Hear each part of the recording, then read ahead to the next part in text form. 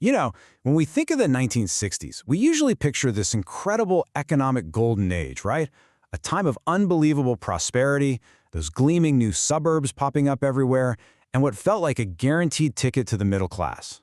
But what if that shiny, golden surface was actually hiding some really deep structural cracks? So let's go looking for them. Let's find the cracks beneath the gold.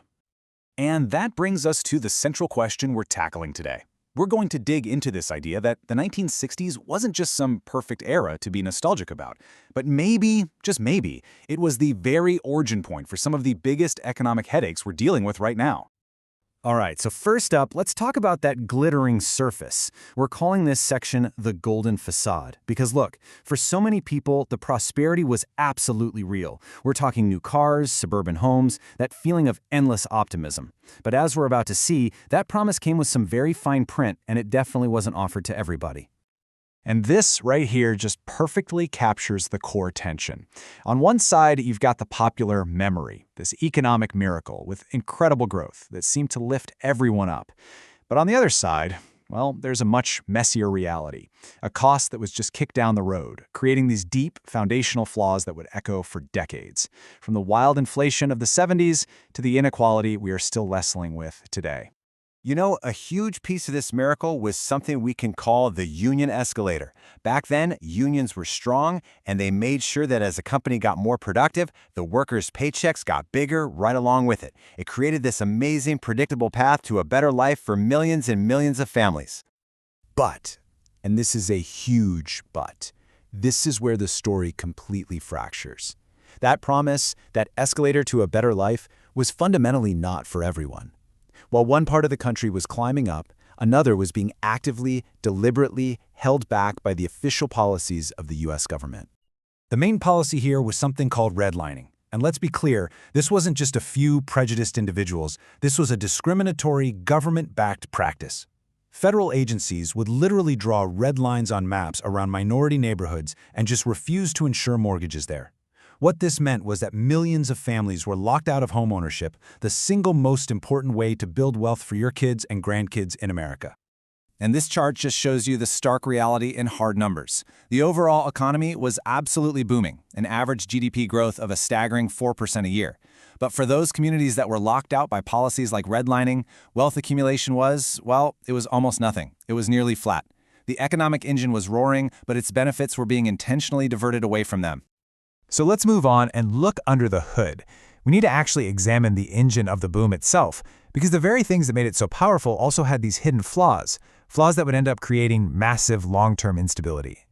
So what was fueling this thing?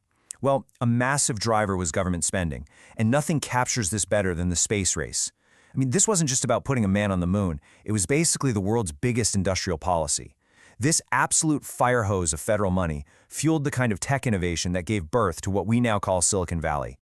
And all that innovation led to what you could call a productivity paradox. On one hand, you had all this new automation boosting efficiency on factory floors like never before, but it was a total double-edged sword. It also introduced the first real, widespread whispers of technological job displacement, a conversation that, let's be honest, has only gotten louder and way more urgent with AI today. But maybe the single most critical flaw of the entire era came down to one huge policy choice. As this quote lays out so clearly, President Lyndon Johnson made a fateful call. He was going to fund two gigantic, incredibly expensive projects at the exact same time, the Vietnam War and his Great Society programs at home. And he decided to do it all without raising taxes to pay for it. So you can see exactly how this played out, step by step. First, you've got this massive spending on what they called guns and butter. Second, because they refused to raise taxes, the government was just borrowing and pumping unbelievable amounts of money into the economy. This flooded the system, and you got a classic case of way too much money chasing way too few goods. The result, the economic engine just redlined and the seeds of runaway inflation were planted. And you know what happens when you spend money you don't have, right? The bill eventually comes due. In our third section, we're going to see how the tab for the 1960s finally arrived, and it led to the great economic unraveling of the 1970s. All that spending was putting the U.S. dollar, the very foundation of the global economy, under incredible strain. The whole system was buckling, and it forced a decision that led to a world-changing question, one that would redefine the next 50 years of economic history. And by 1971, the system just snapped. President Nixon got on television and announced that the United States was cutting the dollar's last tie to gold. In one single moment, the entire financial system that had kept things stable since World War II was just untethered. It blew the doors wide open for the volatility and chaos of the 1970s. And the results of all this was this new, absolutely miserable economic condition that nobody had ever really seen before: stagflation. It was truly the worst of both worlds. The economy wasn't growing, so people were losing their jobs, but at the exact same time, prices for everything were just skyrocketing. And this wasn't some abstract economic theory. For the families who had just bought into that suburban dream of the 60s, this hit them like a ton of bricks. All of a sudden, your utility bills were shockingly high. The overtime hours you counted on to pay the mortgage, they were just gone. You'd pull up to a gas station and it would literally be out of fuel. And the price of groceries became a source of genuine daily anxiety.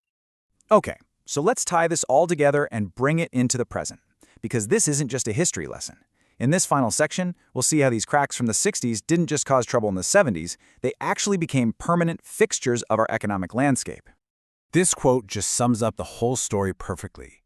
For this one brief, shining moment, the promise of endless prosperity really seemed to be real. But it was all bought on credit. The cost was just deferred, and when the bill finally arrived, it came in the form of inflation. So what did we inherit from all this? What are we still dealing with today? Well, for one, a persistent inflation bias that our central banks are constantly fighting, born from that guns and butter spending. 2, deep-seated economic disparity, with its roots planted firmly in policies like redlining. And 3, a dependence on foreign energy that got exposed so painfully in the 70s. These are the fundamental challenges we are still grappling with. And that leaves us with one final, pretty heavy question. Maybe the goal isn't to figure out how to get back to some golden age that was deeply flawed from the very start. Maybe the real question is whether we have the will to finally look beneath that shiny surface and start the difficult, necessary work of repairing the cracks that were put there all those decades ago.